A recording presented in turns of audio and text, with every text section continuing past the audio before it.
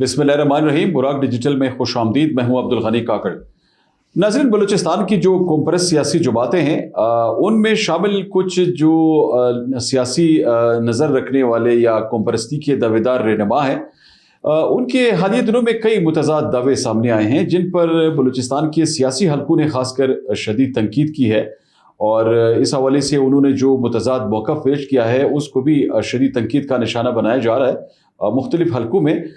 ऐसे ही एक स्टेटमेंट सामने आई थी जान बुलेदी साहब की, सेनेटर हैं और नेशनल पार्टी से बिलोंग करते हैं।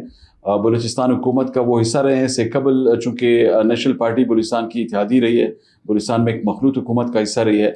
और डॉक्टर मालिक बलोच साहब की सियासत आपके सामने है कि उन्होंने हमेशा बलूचिस्तान के जो कोर इशूज़ हैं उन पर गुफ्तगू की है और बड़ी मुदल्लल आवाज़ है और एक तवाना आवाज़ समझी जाती है पाकिस्तान के पार्लियामान में। लेकिन उनकी जुमात से वाबस्ता ये जो रहनुमा है जान बुलेदी साहब, उन्होंने ये जो दावा किया है कि बलूचिस्तान के हवाले से उनका ये जो इल्हाक है ये ज़बरदस्ती हुआ है। और इस पर अब सवाल ये उठ रहा है कि अगर उनका ये मौक़िफ़ दुरुस्त है तो फिर ये जो सेनेटर जब वो बन रहे थे तो उन्होंने जो हल्फबर्दारी के लिए अपना वो किरदार सामने रखा, उन्होंने जो हल्फ उठाया है, क्या ये उस हल्फ की खिलाफ वर्जी नहीं है? फिर इसी तरह इससे कबल वो तर्जुमान रहे हो बलूचिस्तान हुकूमत के, उस वक्त उनका जो किरदार था वो किस तरह था? अगर ऐसी बात थी, अगर वो उतना एक गैर संजीदा इसको समझते थे इस निज़ाम को, तो फिर उन्होंने हुकूमत की जो वो जिम्मेदारी थी क्यों संभाली?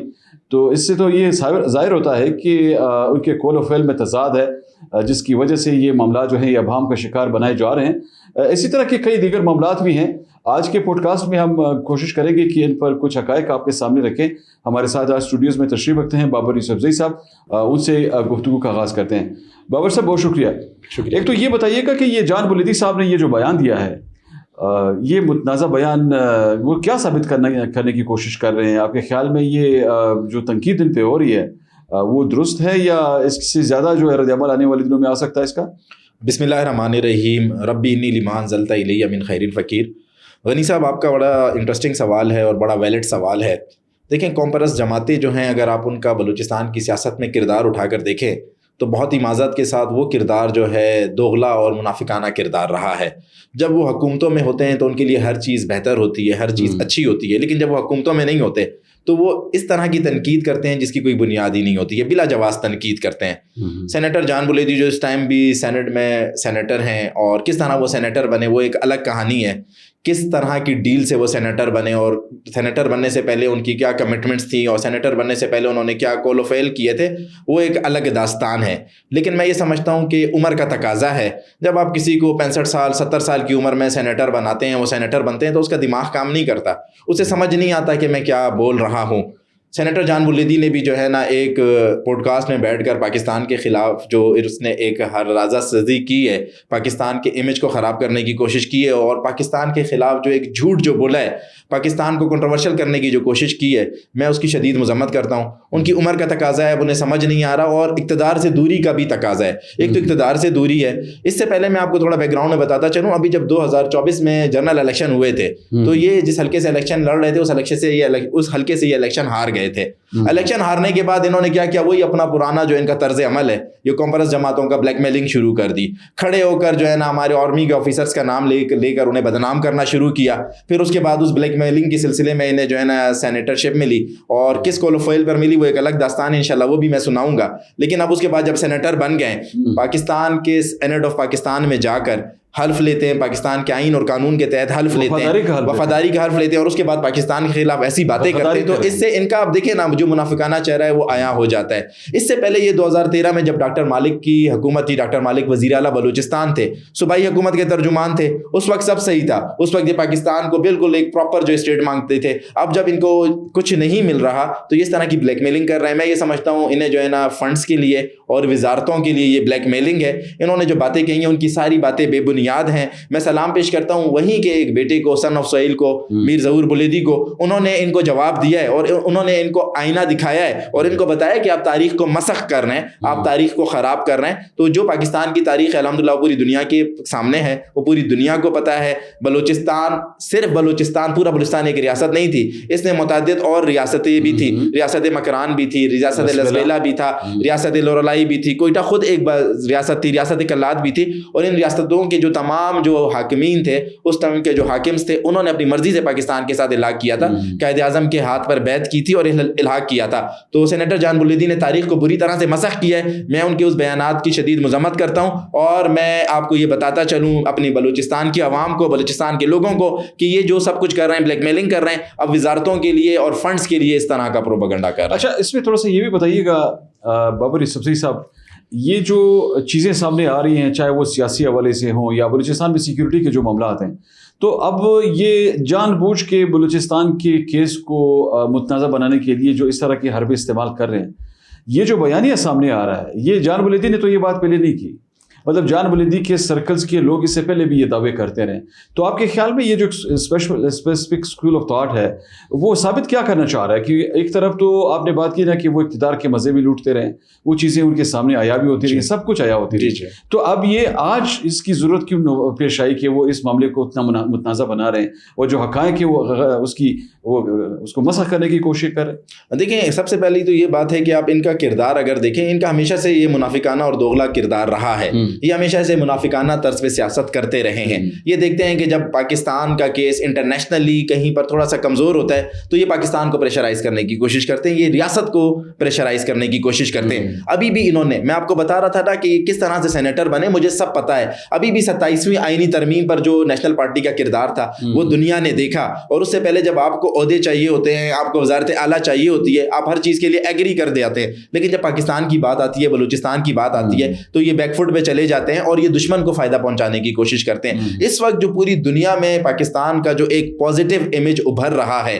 اس امیج کو خراب کرنے کے لیے بہت سی انٹرنیشنل پاورز, بہت سے پاور کوریڈورز یہ چاہ رہے ہیں کہ ایسے لوگوں کو استعمال کیا جائے, پاکستان اور بلوچستان کے خلاف ایک منفی بیانیہ بنایا جائے, منفی پروپیگنڈا کیا جائے. تو یہ جو جان بلیدی کا جو اسٹیٹمنٹ ہے یہ بھی اسی کی ایک کڑی ہے. انہیں بھی اسی لیے لانچ کیا گیا ہے کہ آپ پاکستان کو کنٹروورشل کریں, آپ بلوچستان کو کنٹروورشل کریں. دیکھیں, ہماری بہت سارے ایسے معاملات ہیں جو پاکستان کے مستقبل کا تعین کرنے جا رہے ہیں, جس سے میں نے آپ کو بتایا کہ ریکارڈنگ کی ڈیل ہے, اور ہمارا جو ہے نا سی پیک کا سیکنڈ فیز شروع ہونے جا رہا ہے. اب یہ ان چیزوں کو متنازع بنانے کے لیے ایسے اسٹیٹمنٹ دے رہے ہیں جن سے ان کے آقا خوش ہوں, انہیں جو ہے نا باہر ملکوں سے فنڈنگ ملے, اور ان کا جو ایک وہ گرتا ہوا پولیٹیکل گراف ہے, بلوچستان کی عوام کو پتہ چل گیا ہے, یہ بری طریقے سے اس الیکشن میں جو ہے نا ان کو لوگوں نے ریجیکٹ کیا ہے. اب یہ وہ اپنا گراف بھی اوپر کرنے کے لیے, لوگوں کی ہمدردیاں کرنے کے لیے بھی ایسی بے بنیاد باتیں. اچھا ڈاکٹر صاحب, تھوڑا سا اس پہ بات کرتے ہیں. یہ جو قائد اعظم یونیورسٹی کے اندر ایک طالب علم ہے, اس کی حوالے سے مختلف چیزیں سامنے آ رہی تھی, احتجاج جاری ہے وہاں پہ. تو اب یہ کچھ وہاں پہ جو حلقے ہیں انہوں نے وہاں پہ احتجاج شروع کیا ہے, اور خاص کر جو اسٹوڈنٹس ہیں وہ سراپا احتجاج ہے اور تعلیمی سرگرمیاں معطل ہیں. تو یہ جو اسٹوڈنٹ لاپتہ ہوا ہے, اس حوالے سے جو حقائق مسخ کرنے کی کوشش کر رہے ہیں اور مختلف بے بنیاد جو دعوے سامنے آ رہے ہیں, ان کو آپ کس طرح دیکھتے ہیں؟ دیکھیں, غالباً اس اسٹوڈنٹ کا نام سعید بلوچ ہے.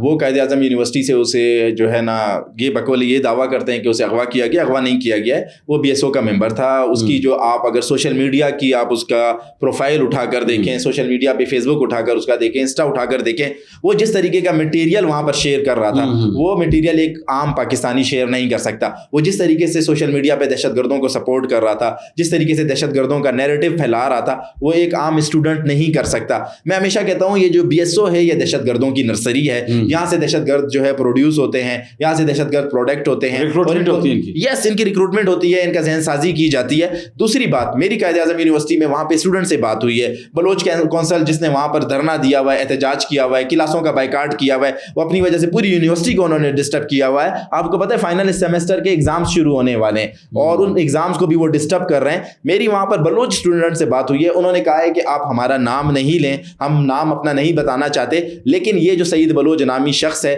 یہ یونیورسٹی میں اس طرح کا لٹریچر بھی پھیلاتا تھا. یہ یونیورسٹی کے نوجوان طالب علموں کو دہشت گردانہ سرگرمیوں کی طرف راغب بھی کرتا تھا. یہ جو ہے وہاں پر برین واشنگ بھی کر رہا تھا, براہ راست یہ سہولت کار بھی تھا اور اینٹی اسٹیٹ ایکٹیویٹیز میں یہ انوالو تھا. اب وہ سو کالڈ ہیومن ایکٹیوسٹ آ گئی ہیں, وہ خالہ جو ہیں ان کا جو ہے نا ماموں تو ابھی سپریم کورٹ سے اسلام آباد ہائی کورٹ سے ریزائن دے کر جا چکا ہے, جس کی جو ہے نا جس کی وجہ سے ان کے حق میں فیصلے دیے جاتے تھے. میں آپ کو پتہ ہے ایک جج کا نام لے کر بات کر رہا ہوں جو ان کے حق میں فیصلے کرتا تھا, اور اس کی وجہ سے اور جس کی وجہ سے یہ بڑا جو ہے نا انہوں نے عدالت میں ایک بدماشی کا سسٹم بنایا ہوا تھا. اب وہ جج تو جا چکا ہے, تو اب یہ جو اپنے آپ کو سو کالڈ ہیومن ایکٹیوسٹ کہتی ہیں, جو دعوے دار ہیں, یہ اب آ کر ان کو جو ہے نا آپ جسے بولیں کہ اکسا رہی ہیں, انہیں بہکا رہی ہیں کہ آپ آئیں, آپ لوگ احتجاج کریں. لیکن انشاءاللہ ایمان مزاری کا بھی یہ دورہ چہرہ انشاءاللہ بے نقاب ہوگا. اچھا بابر صاحب تھوڑا سا یہ بھی بتائیے گا نا, ابھی یہ جو انسانی حقوق کے علمبردار ہیں نام نہاد, یہ جس طرح دعوے کرے ہوتے ہیں کہ انسانی حقوق کی خلاف ورزیاں ہو رہی ہیں, یہ بلوچستان میں جو عام لوگ مر رہے ہیں, دہشت گردوں کے بربریت کا نشانہ بن رہے ہیں, ان پر یہ آواز کیوں نہیں بلند کرتے ہیں؟ کیا ان کو بین یہ ملا ہے کہ آپ نے دہشت گردوں کی سہولت کاری کرنی ہے؟ غنی کاکڑ صاحب یہ بڑا کلیئر ہے, یہ بڑا واضح ہے. انہیں پیسے اس لیے ملتے ہیں کہ آپ نے ان کی آواز بننا ہے, ان کی وکالت کرنی ہے, ان کی ایڈوکیسی کرنی ہے, ان کے مقدمات کو آپ نے لڑنا ہے. کن کے لڑنا ہے؟ جو لوگ دہشت گردوں کے فیسیلیٹیٹر ہوتے ہیں, جن کی سمپتیز دہشت گردوں کے ساتھ ہوتی ہیں, جن کا کوئی نہ کوئی تعلق دہشت گردوں کے ساتھ, کل عدم تنظیموں کے ساتھ ہوتا ہے. اگر کل عدم تنظیموں کے ساتھ نہیں بھی ہو تو انہیں پوری لائن دی گئی ہے کہ آپ نے ان لوگوں کو جو پاکستان کے خلاف بات کرتے ہیں, جو پاکستان کی ریاست کے خلاف بات کرتے ہیں, جو پاکستان کا جو مثبت چہرہ ہے اسے مسخ کرتے ہیں, آپ نے انہیں سپورٹ کرنا ہے. آج تک ایمان مزاری نے بلوچستان میں کسی بھی شہید ہونے والے پنجابی مزدور کی مخالفت کی ہے؟ پنجابی مزدور کو آپ چھوڑیں, کسی مزاری مزدور کو جو اس کی قوم کا ہے اس کی اس نے مذمت کی ہے؟ آج تک مذمت نہیں کی. کوئی بھی دہشت گرد ہوگا جسے جو ہے نا سیکورٹی, جی کوئی بھی دہشت گرد ہوگا جس کے خلاف ایویڈنس ہوں گے, جس کے پاس ہماری سیکورٹی فورسز کے پاس سارے ثبوت ہوں گے, جب اسے سیکورٹی فورسز انٹروگیشن کے لیے, انویسٹیگیشن کے لیے اٹھاتی ہیں تو یہ ان کی خالہ بن کے آ کر ان کی حمایت کرنے لگتی ہیں, لیکن دہشت گردوں کی کبھی بھی مذمت نہیں کرتی. یہ دوغلا چہرہ ہے اور یہ منافقانہ چہرہ ہے ان کا. انشاءاللہ ایمان مزاری جیسے اور بھی لوگ جو پاکستان کے چہرے کو مسخ کرنا چاہتے ہیں, یہ سارے انشاءاللہ ایکسپوز ہوں گے. بابر صاحب ہمارے پوڈ کاسٹ کا وقت کم ہو گیا, میں چاہوں گا تھوڑا سا مختصر اس پہ بھی کمنٹ کیجیے گا. یہ ایک BYC کسی کی ایک خاتون کی ویڈیو منظر عام پر آئی ہے جس میں وہ بچی کو رونے کے لیے بتا رہی ہے کہ رونا شروع کر دیں, $, ملیں گے. یہ کیا امپریشن بلڈ کیا جا رہا ہے؟ یہ کیا تسلسل ہے؟ سو سیڈ اور ویری بیڈ. وہ ویڈیو میں نے دیکھی ہے, وہ بچی جو ہے نا روڈ کے اوپر کھڑی ہوئی ہے اور BYC کی کوئی ایک جو ہے بھارت فنڈڈ میں کہوں گا کہ خاتون ہے, وہ اس بچی کو اکسا رہی ہے مائک دے کر کہ آپ رو, آپ لوگوں سے ہمدردیاں سمیٹنے کے لیے آپ من گھڑت کہانیاں گڑھو, آپ جو ہے نا لوگوں کو جذباتی کرو. دیکھیں BYC میں ہمیشہ کہتا رہا ہوں, BYC بھارتیہ یتیم کمیٹی جو ہے اس کو بھارت سے فنڈنگ ہوتی ہے. اس کو جو ہے نا بنایا اسی لیے گیا کہ اس نے جو ہے نا پاکستان کو ڈیمیج کرنا ہے, اس نے پاکستان کے مثبت چہرے کو ڈیمیج کرنا ہے. تو یہ خاتون جو ہے اس بچی کو اکسا رہی ہیں اور اس بچی کو کہہ رہی ہیں کہ آپ روئیں, تاکہ آپ روئیں گی تو ہمیں ہمدردیاں زیادہ ملیں گی, ہمیں فنڈنگ زیادہ ملیں گی.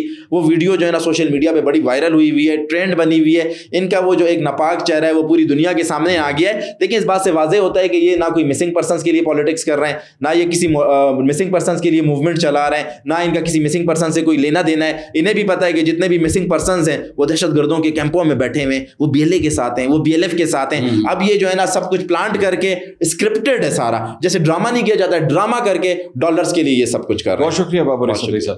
ناظرین آج آپ نے گفتگو سنی. آج کے پوڈ کاسٹ میں ہم نے یہاں پہ سامنے آنے والے کچھ ایسے معاملات جو کہ بہت متنازع قرار دیے جا رہے ہیں, خاص کر جو سیاسی حلقے ہیں ان میں کچھ ایسے بیانات جو سامنے آ رہے ہیں جنہیں مختلف حلقوں کی جانب سے شدید تنقید کا سامنا ہے, اس پر کچھ گفتگو کی اور کچھ حقائق آپ کے سامنے رکھی. اور اسی طرح یہاں پہ دہشت گردوں کے جو سہولت کار ہیں وہ حقائق کس طرح مسخ کر رہے ہیں اور کس طرح جو انسانی حقوق کی نام پہ وہ سیاست کر رہے ہیں, وہ جو حلقے ہیں ان کی وہ اس کردار پر یہاں پہ جو مقامی لوگ ہیں وہ کس طرح اس کو دیکھتے ہیں اور کس طرح ان کی جانب سے شدید تنقید جو ہے اس پر سامنے آ رہی ہے. تو یہ جو دوہرا معیار ہے انسانی حقوق کے حوالے سے جو سامنے آ رہا ہے, یقینی طور پر یہ مزید نہیں چل سکتا. بلوچستان کے لوگ اور پاکستان کے لوگ بخوبی جانتے ہیں کہ انسانی حقوق کے نام پر کس طرح لوگ اپنی سیاست چمکاتے ہیں اور کس طرح کوپریسی کی سیاست کو چمکایا جا رہا ہے اور نام نہاد نظریات کے تحت یہ معاملات خراب کرنے کی کوشش کی جا رہی ہیں. بلوچستان کا جو ایک حقیقی چہرہ ہے اسے مسخ کرنے کی جو کوششیں ہو رہی ہیں, یہ کوششیں انشاءاللہ جس طرح ماضی میں ناکام ہوئی ہیں آئندہ بھی ناکام ہوں گی, اور دشمن کبھی بھی اپنے مضموم عقیدے میں, اپنے مضموم نظریے میں وہ جو ہے کامیاب نہیں ہو سکتا. اگلے پوڈ کاسٹ میں انشاءاللہ کسی دوسرے موضوع کے ساتھ آپ کی خدمت میں دوبارہ حاضری دیں گے. تب تک اجازت دیجیے. اللہ حافظ.